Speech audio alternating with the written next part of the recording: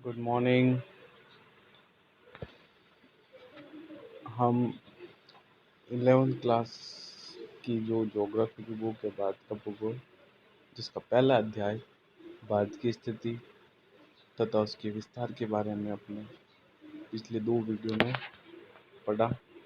अब हम भारत की जो दूसरा अध्याय है, भारत की भू आकृति या उसको भारत को कितने भौगोलिक भागों में विभाजित किया गया, इस वीडियो में अपन देखेंगे। ठीक है, चलो। जैसे भू आकृति प्रदेश में, इससे पहले बात करेंगे अपन भारत के जो भारत का कुल क्षेत्रफल है कितना है, 32,87,263 वर्ग किलोमीटर। अगर अपन राउंड में क्या 32.87 लाख वर्ग किलोमीटर भारत का क्या है क्षेत्रफल पाया जाता है। इस कुल क्षेत्रफल में 10% तो पाए जाते हैं आपके पर्वत क्षेत्र, 18.5% पहाड़ी क्षेत्र और 27.7% पाए जाते पठार और 43.2% पाया जाता है मैदानी भाग। ठीक है, अब हम पर्वत की बात करें, वह पर्वत जो धरातल से एक ऊपर ऊंचाई में एक चोटी के रूप में पाया जाता है, उसे पर्वत कहा जाता है। पहाड़ी जो पर्वत की तरह ऊपर, पर्वत से उसकी थोड़ी ऊंचाई कम और वहाँ पे खूब सारी थोड़ी बहुत पहाड़ी आसपास में होगी, सो पहाड़ी कहते हैं। पठार ये भी धरातल से ऊपर, पर ये ऊपर उठा हुआ भाग ऊपर से क्या होता है, सपाट होता है, उसको पठार की श्रेणी के अंतर्गत है। मैदान जो कई समतल ढाल उबड़ खाबड़ भाग ने उसको मैदानी भाग के नाम से इसको जाना जाता है।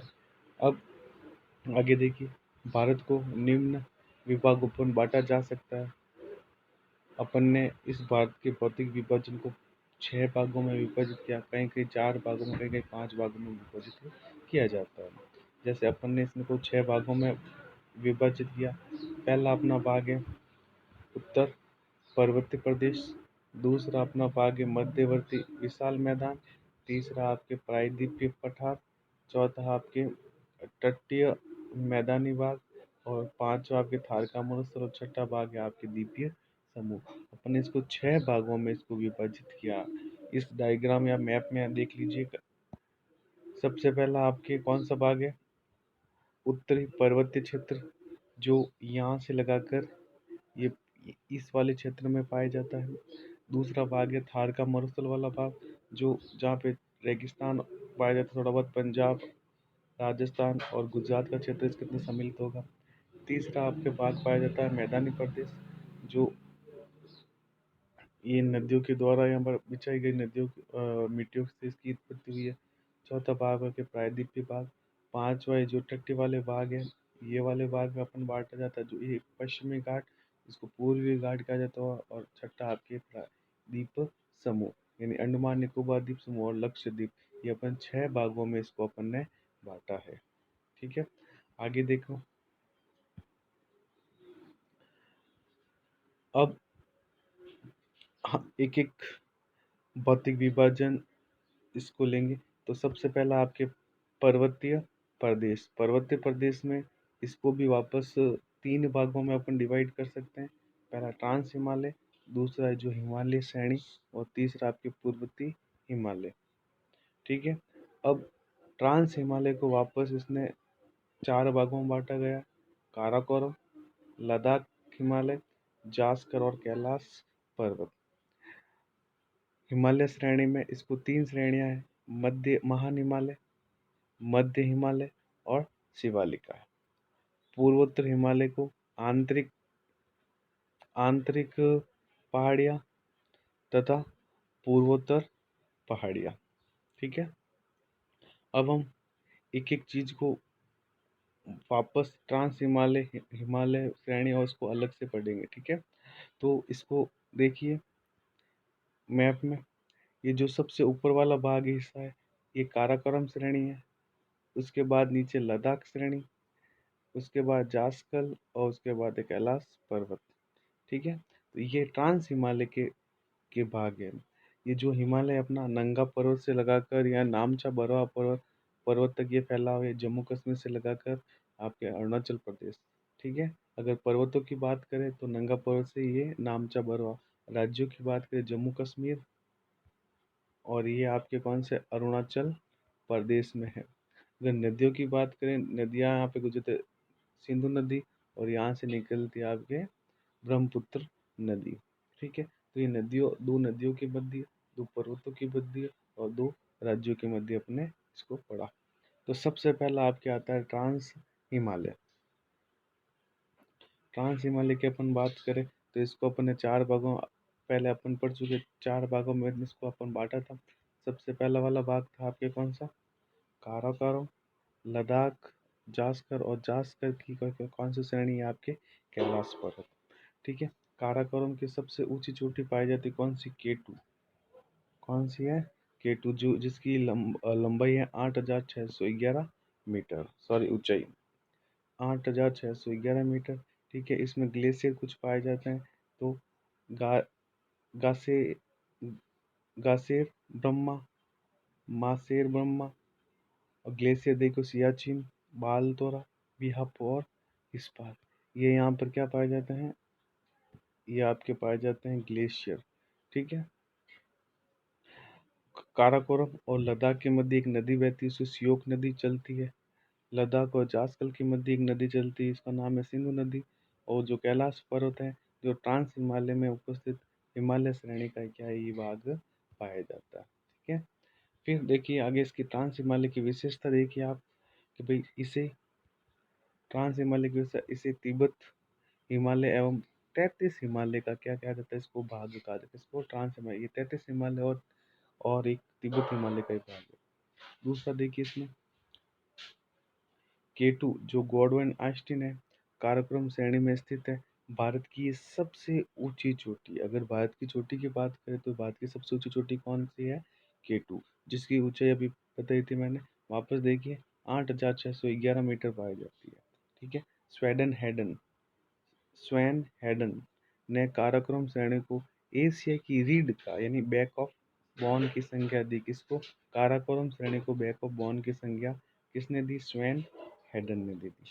लद्दाख श्रेणी में स्थित राकापोसी विश्व की सबसे ढाल वाली चोटी है, मतलब खड़े ढाल वाली चोटी है। ऐसी एक चोटी, इसका नाम है राकापोसी, जो विश्व में ऐसी कोई चोटी नहीं जो लद्दाख में पाई जाती, खड़े ढाल वाली पाई जाती है। ठीक है, फिर आगे देखिए ट्रांस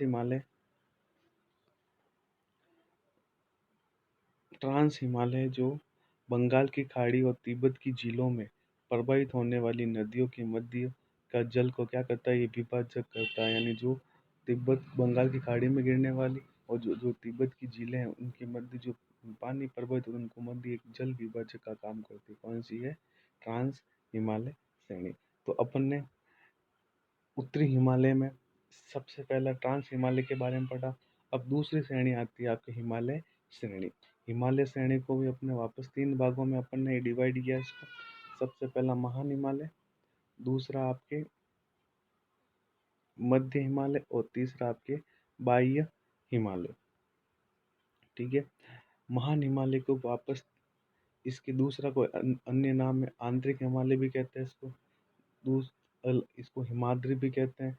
ठीक है, इसको बर्फीला हिमालय भी कहा, इसके अनेक नाम है। इसके मध्य हिमालय के आंतरिक हिमालय, हिमाद्री या बर्फीला हिमालय। मध्य हिमालय को लघु हिमालय या हिमाचल श्रेणी भी कहा जाता है। हिमाचल श्रेणी इसलिए कहा क्योंकि ज़्यादातर इसका विस्तार कहाँ, हिमाचल प्रदेश में। ठीक है, बाह्य हिमालय को उप हिमालय की संज्ञा दे रखी या शिवालिक की संज्ञा दे रखी है। ठीक है, आगे की स्लाइड में देखिए। अब अपन महान हिमालय की विशेषता के बारे में पढ़ेंगे। ठीक है, इसमें देखिए हिमालय श्रेणी की सबसे लंबी तथा सतत श्रेणी ये है, कौन सी है, आपके महान हिमालय। इसका विस्तार जो पश्चिम में अपने पहले पढ़ा था नंगा पर्वत से लेकर पूर्व में कौन सा, नामचा बरवा पर्वत है, वहां तक इसका विस्तार। अगर अपन अक्षांश विस्तार की बात करें इसको, तो 73 डिग्री पूर्वी से 97 डिग्री पूर्वी तक इसका विस्तार है।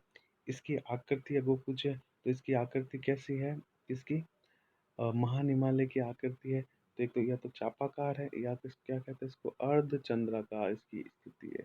इसकी इसकी आकृति महान हिमालय की। इसकी लंबाई लगभग 2500 किलोमीटर तथा औसत ऊंचाई की बात करें अपन, तो इसकी औसत ऊंचाई लमसम 6000 लमसम इसकी क्या है, औसत ऊंचाई है। इस छपा नहीं यहाँ पर, 6000 लमसम क्या है इसकी औसत ऊंचाई आपको मिलती है। विश्व की ज्ञात सबसे ऊंची चोटियां, 60 चोटियों में 40 चोटियां इसी श्रेणी में स्थित। विश्व की लमसम 60 चोटियां है, सबसे ऊंची सबसे जिसमें से 40 श्रेणियां कहाँ पाई जाती है, इस महान हिमालय के अंतर्गत ही पाई जाती है। इसको या इस सॉरी इसके पूर्व मोड़ पर ब्रह्मपुत्र नदी एक गौज बनाती है, तथा पश्चिम मोड़ पर कौन सी नदी गौज बनाती है, एक सिंधु नदी क्या बनाती है, गौज का निर्माण करती है। ठीक है, गौज का ऐसे निर्माण करती है, गौज का निर्माण किया जाता है। आगे देखिए, अब इसमें कौन कौन सी ये पर्वत चोटियां पाई जाती है उसके बारे में अपन देखेंगे।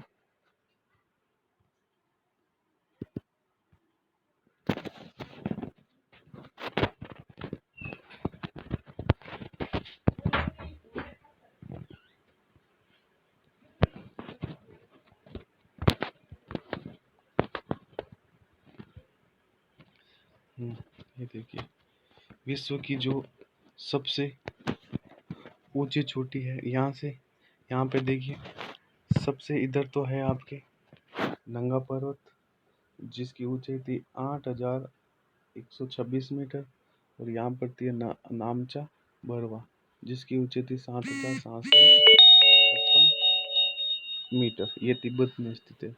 ठीक है, विश्व की अपन सबसे ऊंची चोटी की बात करें तो कहाँ पर है ये, माउंट एवरेस्ट। कौन सी चोटी है, माउंट एवरेस्ट, जिसकी ऊंचाई 8848 मीटर।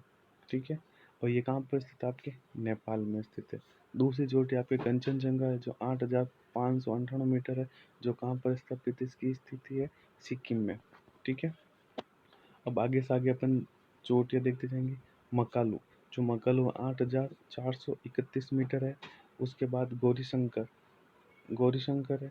उसके बाद है मनसालू, इसकी ऊंचाई है 8078 मीटर। अन्नपूर्णा 8078 मीटर, ये दोनों सेम है। ठीक है, और धौलागिरी है, इसकी ऊंचाई है आपके 8172 मीटर। ये सभी जो चोटियां हैं, ये कहाँ पाई जाती है, नेपाल श्रेणी में पाई जाती है, नेपाल देश में ये पाई जाती है।